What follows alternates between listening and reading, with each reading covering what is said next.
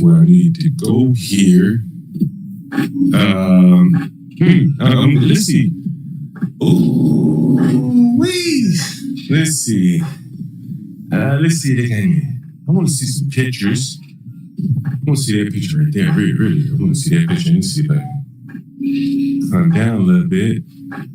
And I go over a little bit. And so this is a real hopping bar. Let's see if they have a picture of their team. I would love to see their team. No. That's not it. All right. Let's see. I'm trying to pull up a picture of their team. I had a tenant that worked here.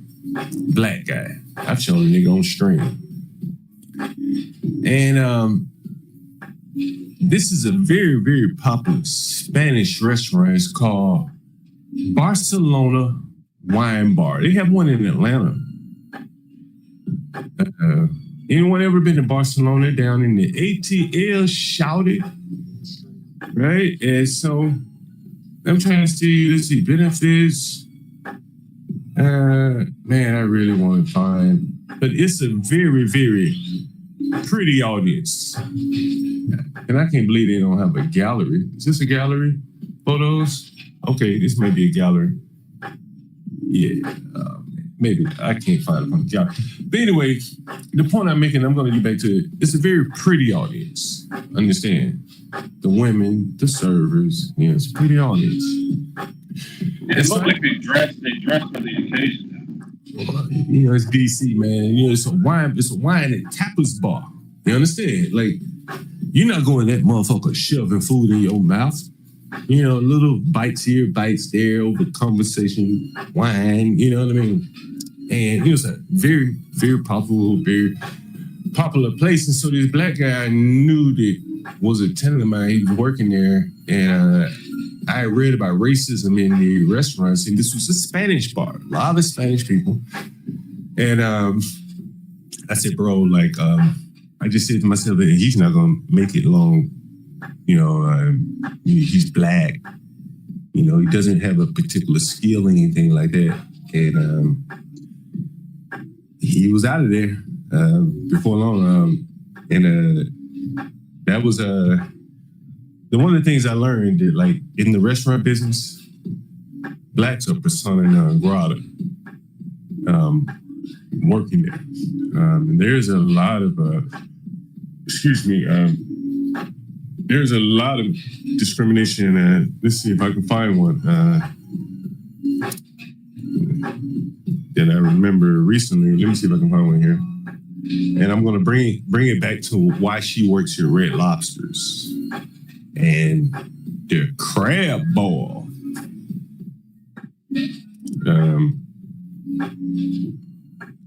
Let's see.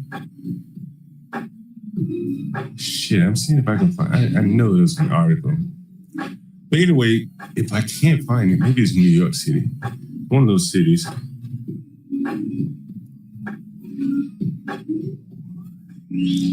Let's see. It's got to be a video of it. Here it is.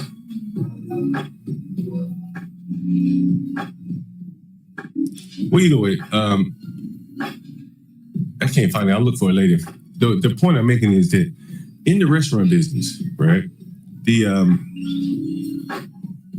pretty people clearly are going to be in front of the house. That makes sense? Yeah, I mean, yeah. I don't think you do it just on a Friday night, but I mean, like, when you walk in that restaurant and that hostess greets you, you want someone pleasant, right? You want someone pleasant. Look, that's true, right? That's fair, right? Okay, prettier the better, right? As soon as you got the pleasant quotient down, prettier the better. Then when you have servers, do you want Precious serving you fine dining? Probably not.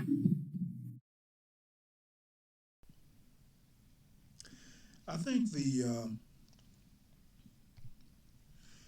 think the name of this audio or this video essay is going to be Black MAGA Does Not Resonate, because they are anti-black, and quite frankly, anti-factual. I read somewhere. Um, this is interesting. Apparently, just because someone thinks that black people are ugly, it justifies the logic that black people don't work in restaurants, can't be front of house or servers in a tapas restaurant.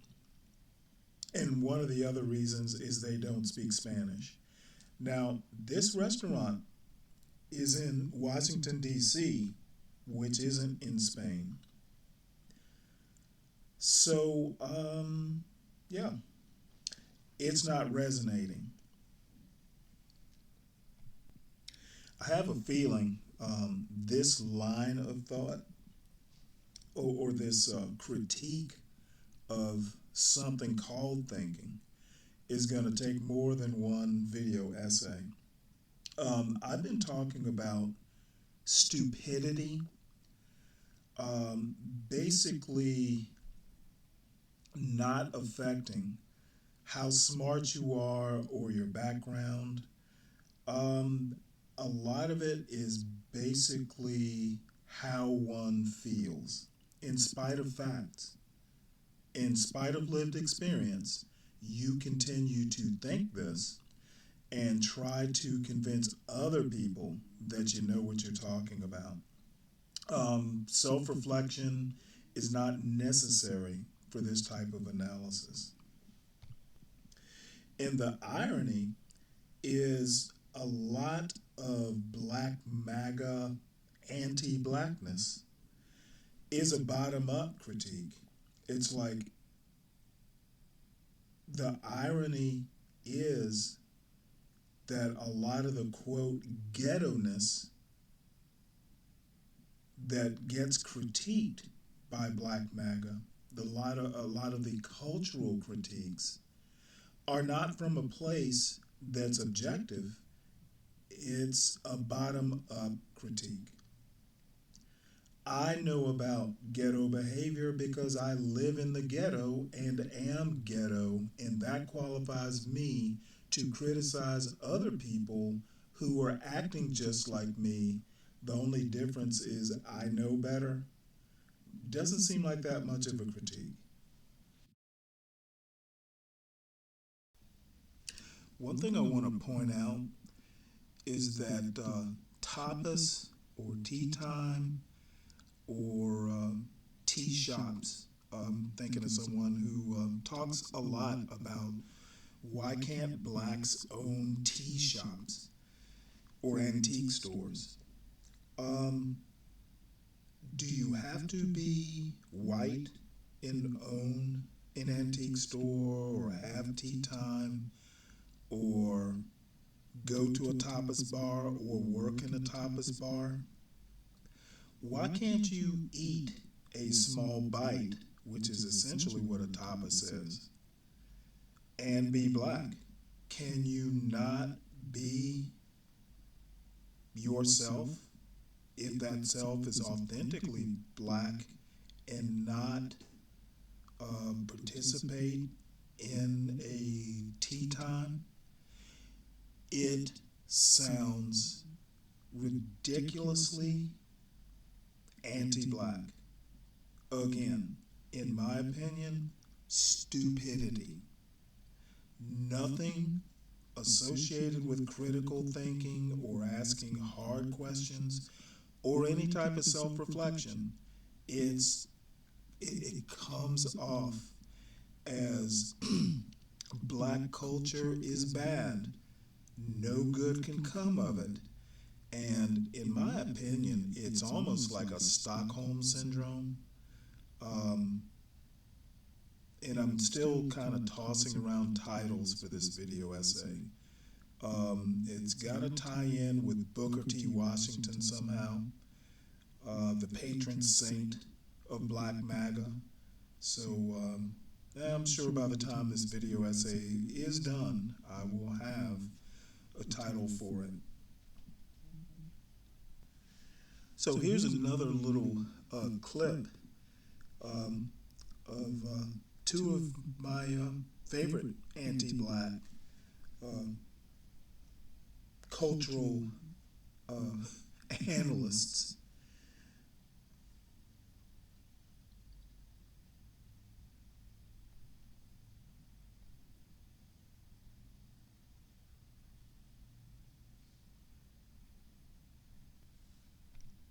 It up so the kids can like get since they're following rap, wouldn't it be better to just to clean up the mumbling and at least make the kids know that you need to speak a little bit English? It's amazing. Say what, Bray? What you say?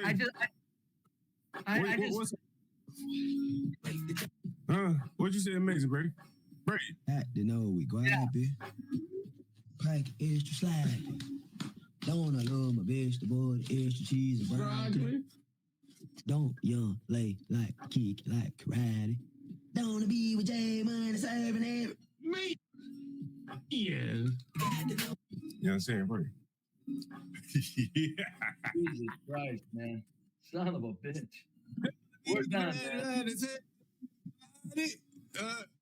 What is that, Bray? Bray, one more time for you, Bray, because the audience love this. Pack extra slide. Don't I love my vegetable, extra cheese and broccoli. Don't young lay like the kick like karate. Don't be with J Money serving every man. Now, once again, I'm trying to figure out what is the point. Will there be a point made, or is the point, hey, look, be brave. Look how ridiculous black people can be, and all black Americans are represented by this clip. Amazing. You understand, Bray? You understand, Bray? Oh, hell no, I didn't understand what he was saying. All I know is it's obvious why the black culture is the tumor on the American body. It's black culture is a tumor on the American body. This is literally like the new Uncle Remus Tales, Song of the South. This is Black MAGA at its finest. I don't even know where to go with this other than the audience must be enjoying it because I never asked the audience. They're here, therefore they must enjoy this. like, this stuff goes on as normal. Nobody challenges it. The 70%ers thinks it's okay. It's like, and they always forget one thing. Well, they're busy hating Whitey to attack when we challenge the 70%, the minds of their children. But that's okay. Let's get Whitey and not worry about destroying the minds of our children. Let's annoy Whitey first. Go ahead, John. So this pop balloon, and as I say, Brave, blacks, they listen to music in private. In public, they are embarrassed about it. It's like eating watermelon. They love watermelon. Yeah, listening to rap music is like eating watermelon. And my question is, what's wrong with either other than the fools, the Black MAGA, or look, there's nothing wrong with watermelon. It's nutritious and delicious. Nothing wrong with rap music. It is literally a form of music. But they are problematic because of stereotypes. And it's the Black MAGA that are literally doing shows and propagating the stereotypes. Amazing.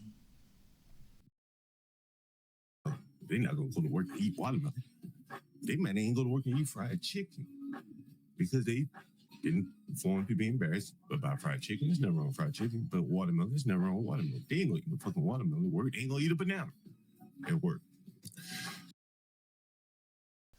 What's wrong is this critique.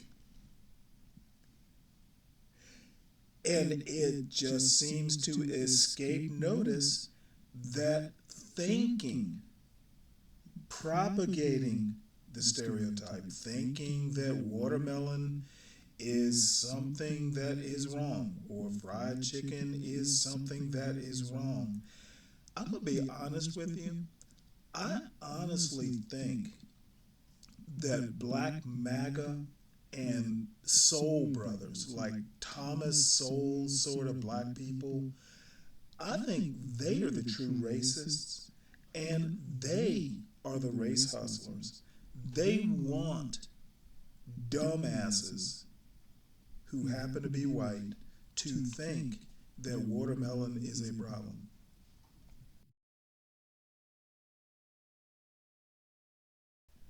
What if the actual race hustlers are the one who egg folks like this co-panelist Be Brave? What if the actual race hustlers are the ones who create anti-black content on YouTube? I wonder. Race hustling, talking about watermelon, talking about black people being persona non grata at tapas bars. Something's wrong with fried chicken. Something's wrong with the contestants on this Pop the Balloon. Most of them are fairly young and like rap music. And the rub is I watch whole shows about rap music and Kanye West and, Lil Baby. I don't know, I wouldn't know who Lil Baby was except for listening to John Galt talk about Lil Baby. I would have no clue. So, you know what? He's teaching me about rap. Is he embarrassed to talk about Lil Baby? Really, really interesting cultural critique. You're living in the middle of the culture you want to mock, and you're acting like that culture as well.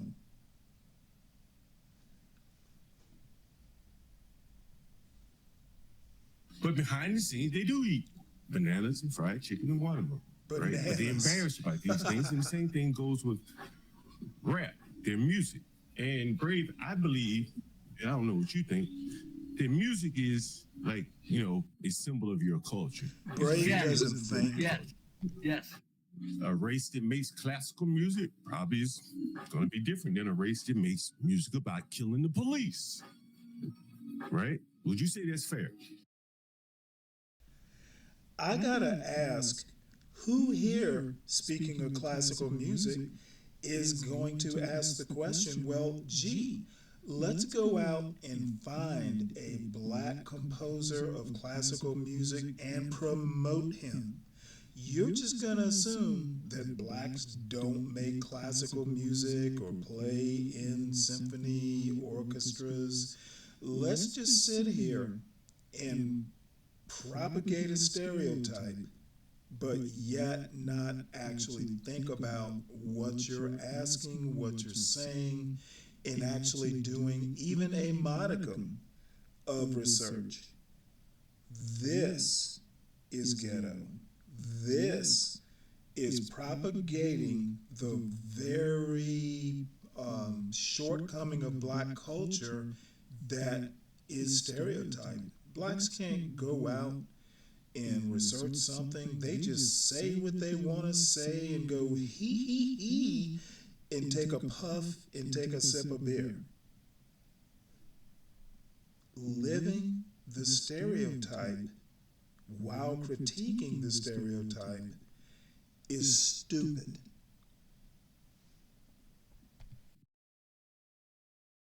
Yes, it's very fair, very accurate.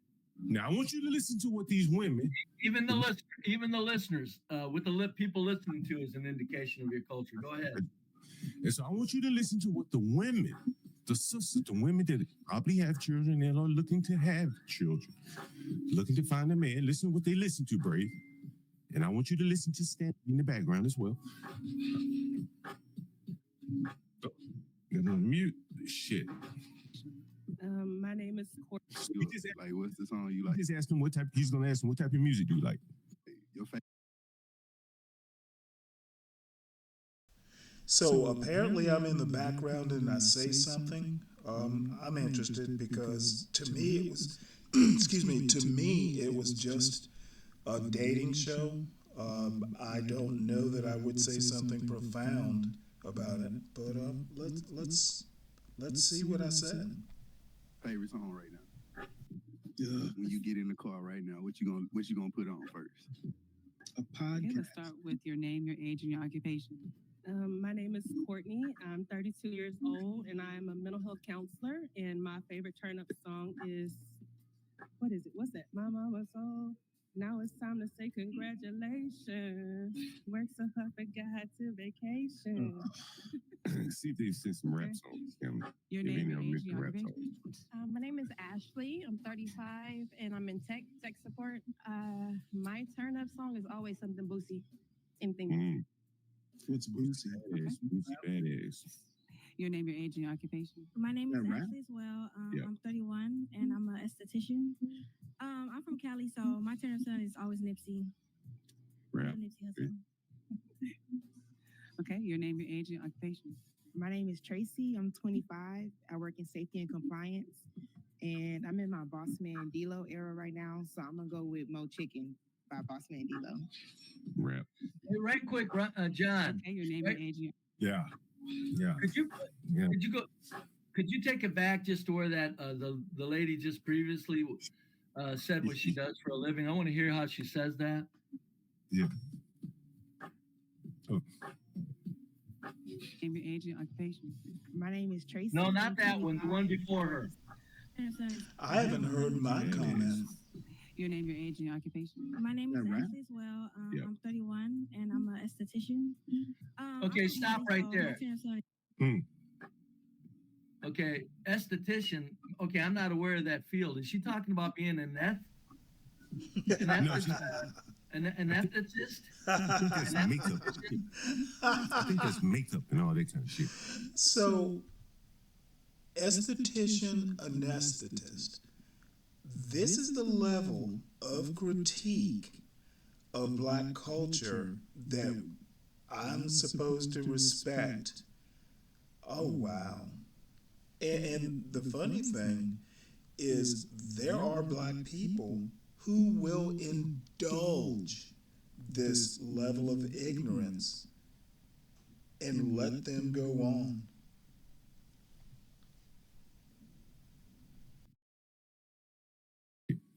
Oh, because anesthetician is somebody who gives anesthesia in operation. No. This is without the end. She's like, Yeah, Okay. yeah.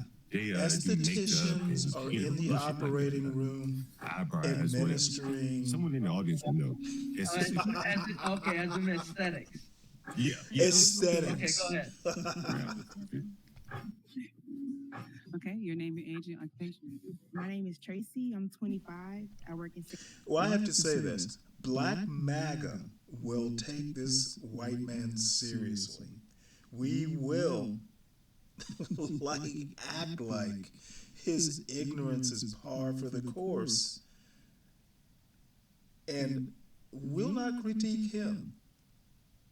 This man who does not know what anything happens to be will be taken as wise by Black MAGA. And you want to know why?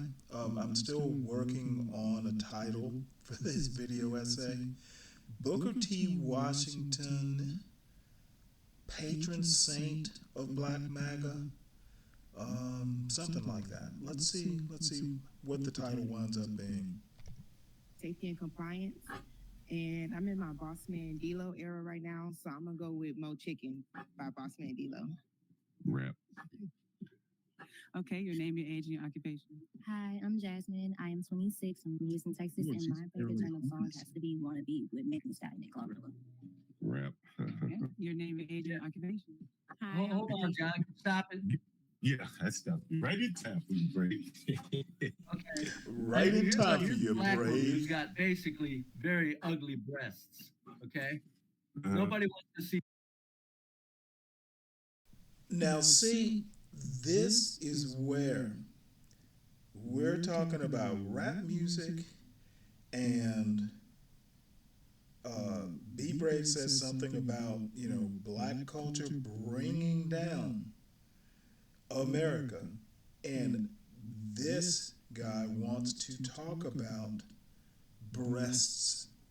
Now, I will say this outfit is a little racy, but you'll see for like the next 5 minutes, they are just going to go on and on and on about these breasts as if that is the point.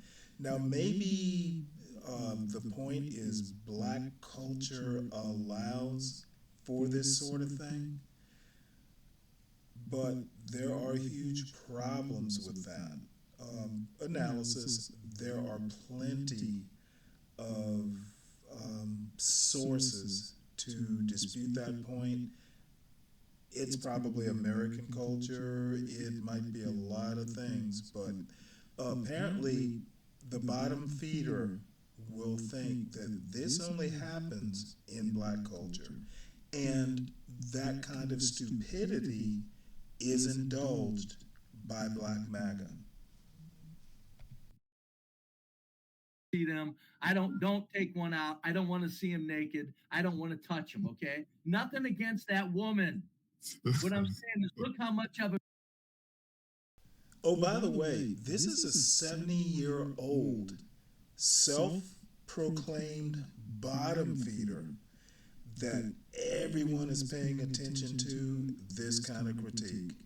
You know what? Well, I was going to say he wouldn't know what to do with those breasts if they knocked at his door, but I'll just be kind and, not make jokes about this sort of stuff. She feels bold enough to fucking show in public. That's black culture right there. They're goddamn the ugliest goddamn thing that's they got black on. culture They think right they're supposed there. to show it because of breasts. That's fucking black culture right there, man. That's disgusting. That's black culture right there. Oh, my poor, uneducated, young, old man.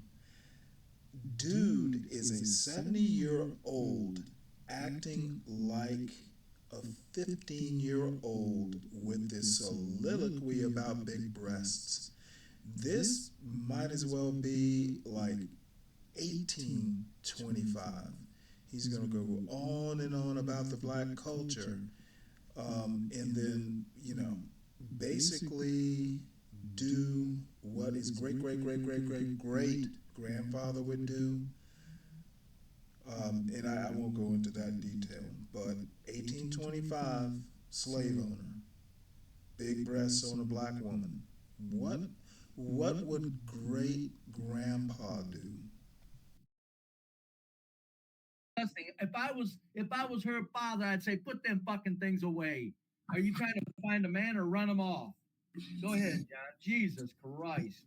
Well, Brave. Nasty looking. Got them all out for everybody to see. This is how they have to compete, though, Brave. Honestly, like yeah, it still shows a lack of realism. It's like those things are ugly. You don't want to show those in public. That's kind of a deformity that you want to cover up when you find somebody, that you want to respect you. It's just I'm 35, and my favorite turn-up song, anything R&B, anything 80s, 90s, Escape, Total, and my occupation. I'm in real estate as well.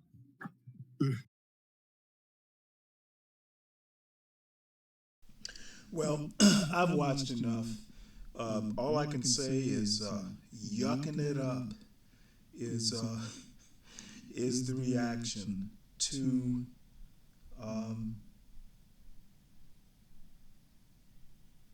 stolen valor whiteness. Who is this bottom feeder, self-proclaimed, to be making grand cultural critiques? The reaction is to yuck it up. Kind of sad. So it is very accommodationist. Black MAGA is basically what Booker T. Washington would approve of. Here we are, 100 years after, over 100 years after the Atlanta Expo speech, and we still have the black people, black men, who think black culture is inferior. Bottom line is every culture has its 3%. Again, it's race hustling to follow up on some of these arguments about 70% being deranged and 70% of black people, approve of the crime, and just all kinds of problematic arguments, unsupported, unresearched, and a race hustle.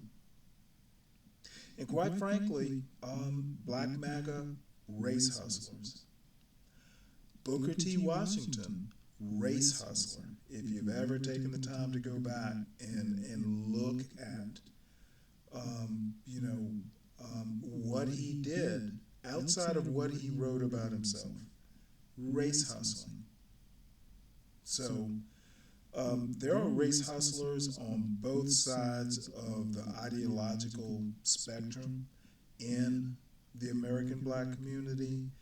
And quite frankly, it is the Thomas Sowells, the Shelby Steeles, the Glenn Lowrys, the John Galts, the urban landlords who don't seem to have enough self-reflection to know that they're just the flip side of the coin of a Jesse Jackson or an Al Sharpton. They are the same coin, just different race hustles.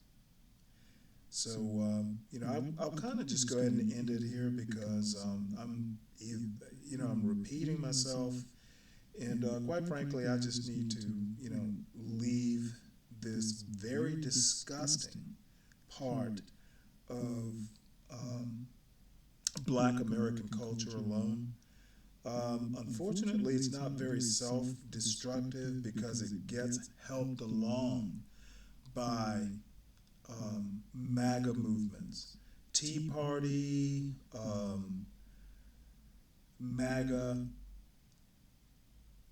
they will welcome you if you are black into their fold, but you got to know your place. So I'm sure there will probably be a part two because this sort of MAGA anti-black like stuff, it never ends. It just gets less and less aware of itself. And God help you if you ask what the point is, they will get defensive and go, if you ask me another question, I'm just going to assume that you are belligerent and don't want to know the answer. So, in any case, make sure that you hit the like button. Agree or not agree, this is more or less an opinion piece. make sure that you subscribe to the Stanley Cross channel.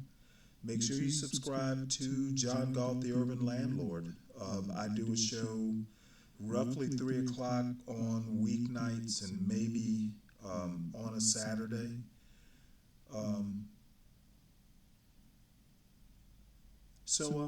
And also share comments. If you have subjects, something you want to talk about, drop it into the chat. And we can always follow up on it. I've got I actually have an email address that if the subject is interesting, I'll certainly share with you. So, with that, I will sign off from this foolishness and, do some critical thinking. It will help.